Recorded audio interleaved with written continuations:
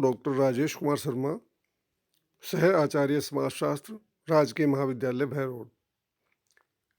प्रिय विद्यार्थियों, ये व्याख्यान BA part second paper first के व्यक्तिगत अध्ययन पद्धति के चैप्टर से लिया गया है और आज हम व्यक्तिगत अध्ययन पद्धति की आधारभूत मान्यताएं, व्यक्तिगत अध्ययन के प्रकार, व्यक्तिगत अध्ययन की प्रक्रिया पर इस व्याख्यान में चर्चा करेंगे। आशा है आप ध्यानपूर्वक सुनेंगे। देखिए स्लाइड फर्स्ट।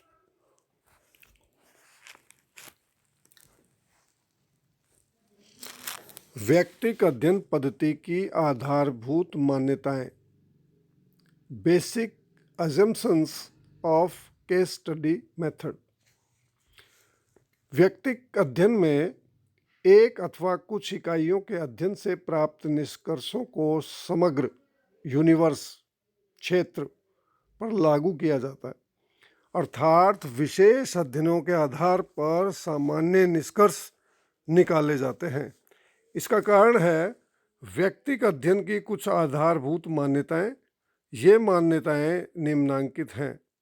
नंबर 1, मानव व्यवहार की समानता, सिमिलरिटी ऑफ ह्यूमन बिहेवियर। व्यक्तिगत अध्ययन की यह मान्यता है कि मानव व्यवहार में मौलिक एकता पाई जाती है। मनुष्यों में ऊपरी और बाह्य असमानताएं होने पर भी उनकी मूल प्रकृति, प्रवृत्तियों एवं प्रेरक शक्तियों में समानता पाई जाती है।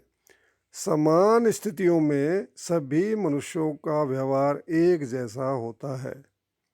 उद्विकासवादियों की भी मान्यता है कि मानव जाति में मानसिक समानता पाई जाती है।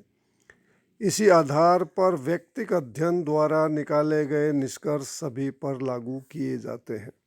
नंबर 2, सामाजिक घटनाओं की जटिलता, कॉम्प्लेक्सिटी ऑफ सोशल फिनोमिना। सामाजिक जीवन की घटनाएं अधिक जटिल होती हैं और मानव के परिवर्तनशील स्वभाव के कारण उन्हें समझना कठिन है। मानव व्यवहार के अमूर्त होने के कारण उसे ज्ञात करना एक कठिन कार्य है, किंतु मानव व्यवहार की जटिलता का अध्ययन व्यक्तिगत अध्ययन विधि द्वारा किया जा सकता है। इस दृष्टि से यह एक महत्वपूर्ण विधि है।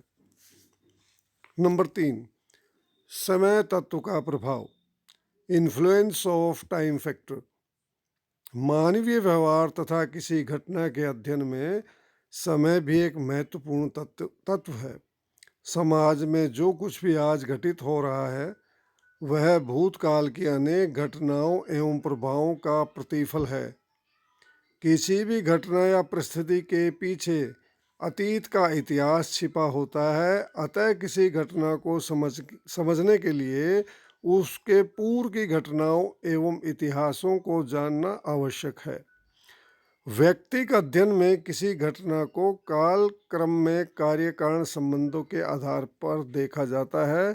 उदाहरण के लिए किसी व्यक्ति के अपराधी, डाकू, नेता, अभिनेता, सामाजिक कार्यकर्ता बनने में समय समय पर किन कारकों का प्रभाव पड़ा है, इसे ज्ञात किया जाता है।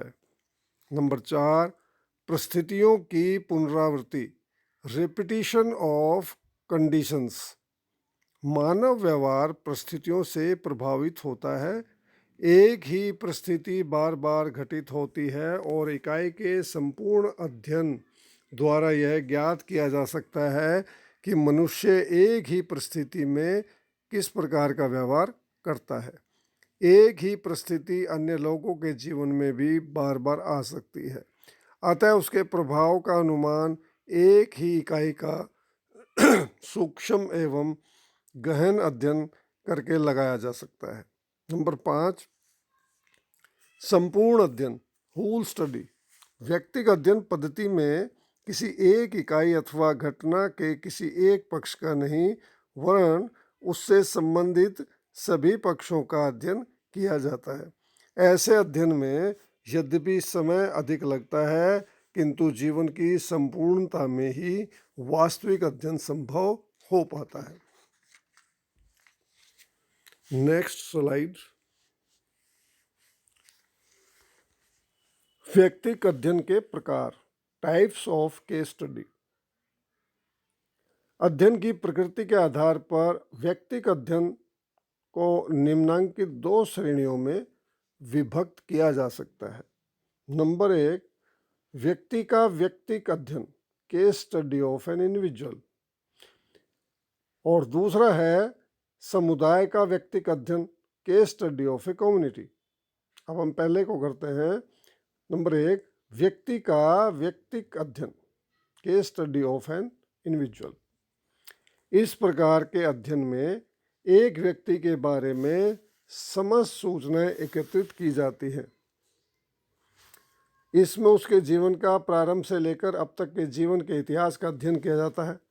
इस प्रकार के अध्ययन में उन सभी घटनाओं, परिस्थितियों एवं पृष्ठभूमि की जानकारी प्राप्त की जाती है जिन्होंने व्यक्ति के व्यक्तित्व निर्माण में महत्वपूर्ण भूमिका निभाई है। इस विधि में व्यक्ति के परिवार में उसके सदस्यों, पड़ोस, मित्र मंडली, पत्र, डायरी, आत्मकथा, लेख, संस्मरण, जीवन इतिहास आदि स्रोतों से जानकारियाँ प्राप्त की जाती है। इस प्रकार इस विधि में व्यक्ति के संपूर्ण सामाजिक जीवन तथा पृष्ठभूमि एवं प्रभावक कारकों का अध्ययन कर निष्कर्ष निकाले जाते हैं। नंबर 2, समुदाय का व्यक्तिक अध्ययन, case study of a community. इसके अंतर्गत किसी समूह, संस्था, जाति या समुदाय का एक इकाई के रूप में अध्ययन किया जाता है। श्रीमती यंग का भी मत है कि व्यक्तिक अध्ययन में संपूर्ण समुदाय की खोज की जाती है। इस प्रकार के अध्ययन में बौद्धिक कुशलता, अनुभव एवं सतर्कता की आवश्यकता होती है। एक समुदाय का व्यक्तिक अध्ययन उसकी आंतरिक स्थिति का पूर्ण रूप से अध्ययन हेतु सामग्री संकलन की व्यवस्थित पद्धति है। इसके लिए उन्हीं साधनों का प्रयोग किया जाता है जो साधन एक व्यक्ति के व्यक्तिक अध्ययन के लिए प्रयुक्त किए जाते हैं। तो व्यक्तिक अध्ययन पद्धति में 2 प्रकार हैं, व्यक्ति का व्यक्तिक अध्ययन, case study of an individual, और नंबर 2, समुदाय का व्यक्तिक अध्ययन, केस स्टडी ऑफ कम्युनिटी। अब आगे है व्यक्तिक अध्ययन की प्रक्रिया, प्रोसीजर ऑफ केस स्टडी।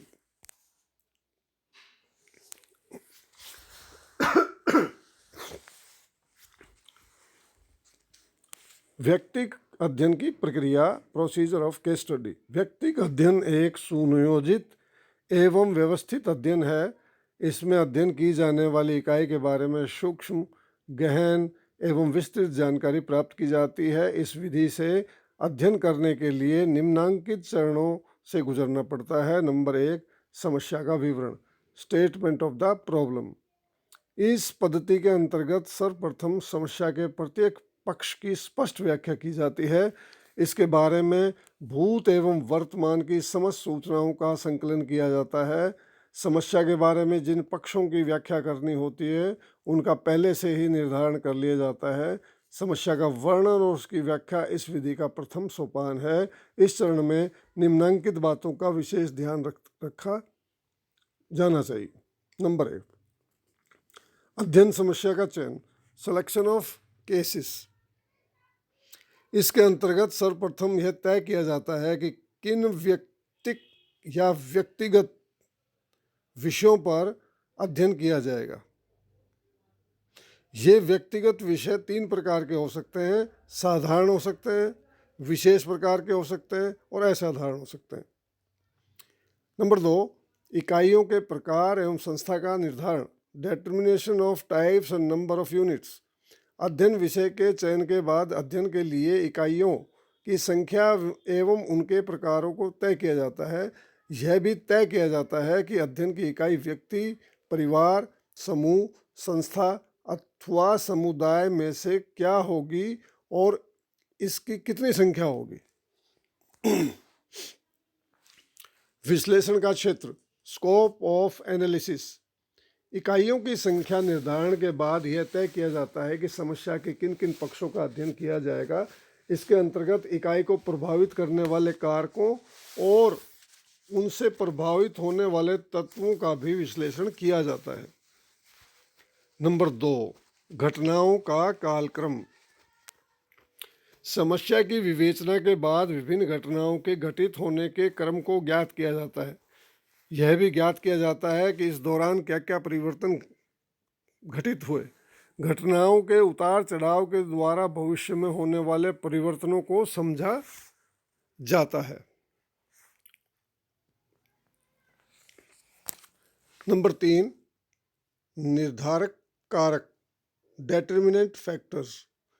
व्यक्तिगत अध्ययन में उन कारकों का भी अध्ययन किया जाता है जो किसी घटना के घटित होने के लिए उत्तरदायी रहे हैं। ये कारक दो प्रकार के होते हैं।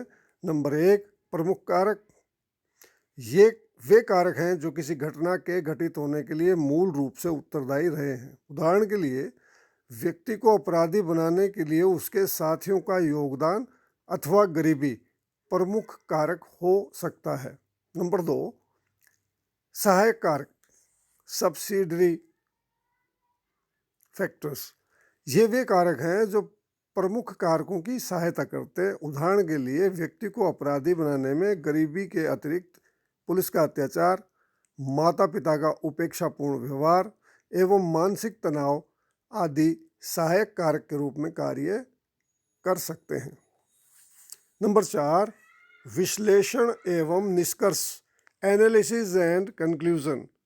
व्यक्तिगत अध्ययन की पद्धति का अंतिम चरण संकलित तथ्यों एवं सूचनाओं के आधार पर घटना का विश्लेषण करना और निष्कर्ष निकालना है।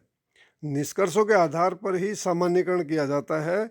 विश्लेषण के दौरान घटना के बारे में कार्य कारण संबंध ज्ञात किया जाता है। इसमें तथ्यों का वर्गीकरण, संकेतीकरण, सारणीयन किया जाता है।